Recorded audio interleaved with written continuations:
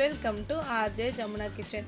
இன்றைக்கி நம்ம என்ன செய்ய போகிறோம்னு பார்த்தீங்கன்னா மைதா மாவு வச்சுட்டு ஹார்ட் பிஸ்கெட் தான் செய்ய போகிறோம். Valentine's day special. இது ரொம்ப குயிக்காக நம்ம செஞ்சிடலாம். இதுக்கு ரொம்ப அதிகமான பொருட்கள் தேவைப்படாது. வீட்டில் இருக்கிற பொருட்களை வச்சு நம்ம இதை செஞ்சிடலாம். நீங்கள் வீடியோவை ஸ்கிப் பண்ணாமல் ஃபுல்லாக பாருங்கள். வீடியோ பிடிச்சிருந்ததுன்னா லைக் பண்ணிக்கோங்க, ஷேர் பண்ணுங்கள், மறக்காமல் சப்ஸ்கிரைப் பண்ணிக்கோங்க. பக்கத்தில் இருக்கிற பெல் ஐக்கானையும் ப்ரெஸ் பண்ணிவிட்டு ஆல் என்ற ஆப்ஷன் கொடுங்க. வாங்க வீடியோக்குள்ளே போகலாம். பிஸ்கெட் செய்கிற முதல்ல 125 கிராம் மைதா இதில் நான் சேர்த்துக்கிறேன். இது 3/4 கப்பு. அதே கப்பில் 1/2 கப் சர்க்கரை சேர்த்துக்கிறேன். சேர்த்துட்டு இதில் ஒரு ஏலக்காய், இதை நல்லா மிக்சியில் பொடி பண்ணி எடுத்துக்கலாம். சர்க்கரையை நல்லா நைஸாக அரைச்சி எடுத்துக்கோங்க. உங்கள்கிட்ட ஏலக்காய் பவுடர் இருந்ததுன்னா நீங்கள் இதை சலிக்க தேவையில்லை. நான் முழு ஏலக்காய் போட்டதுனால ஏலக்காய் தூள்கள் இருக்கும், அதனால் நான் இதை சலிச்சுக்கிறேன். மாவு சேர்த்து வச்சுருந்த பவுலில் இந்த சர்க்கரையை நம்ம சலிச்சுக்கலாம்.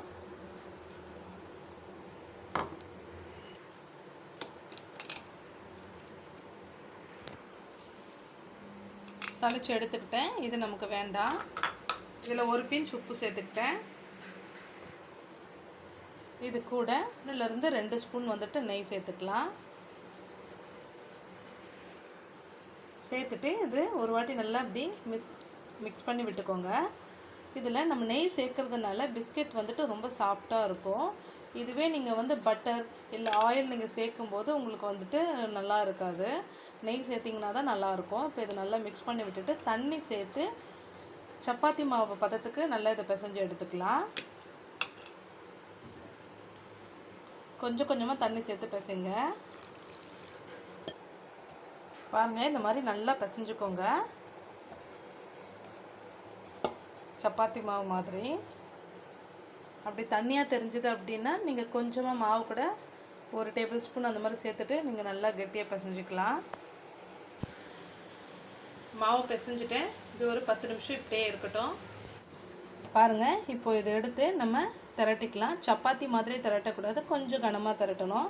இப்போ இதை எடுத்து ஒரு ஒர்க்கிங் ஏரியாவில் மாவு தடவி வச்சுருக்கேன். இப்போது அதில் இதை லைட்டாக ப்ரெஸ் பண்ணி விட்டுட்டு அதுக்கப்புறம் நம்ம கட்டையை வச்சு திரட்டலாம்.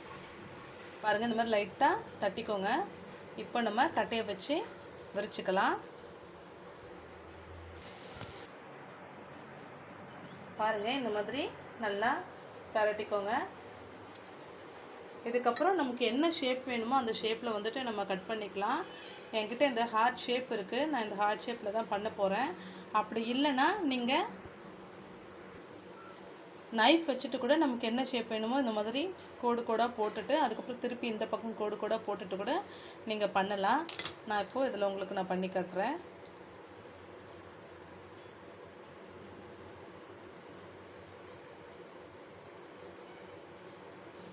இதில் கொஞ்சம் நம்ம பண்ணி கொடுக்கும்போது பசங்க டிஃப்ரெண்ட்டாக இருக்கிறதுனால கொஞ்சம் விரும்பி சாப்பிடுவாங்க. இதுலேயே பார்த்திங்கன்னா நிறைய ஸ்டார் ஷேப் அந்த மாதிரிலாம் கூட இருக்குது. இந்த மாதிரி நீங்கள் டிஃப்ரெண்ட்டாக பண்ணிங்க அப்படின்னா குழந்தைங்க ரொம்பவே லைக் பண்ணுவாங்க.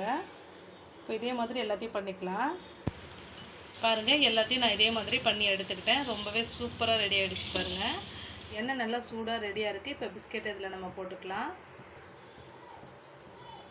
கொஞ்சம் கொஞ்சமாக போடுங்க. நிறைய போட்டிங்கன்னா ஒன்றோடு ஒன்று வேகிறதுக்கு கொஞ்சம் கஷ்டமாக இருக்கும். நீங்கள் கொஞ்சம் கொஞ்சமாக போடுங்க, பேட்சாக.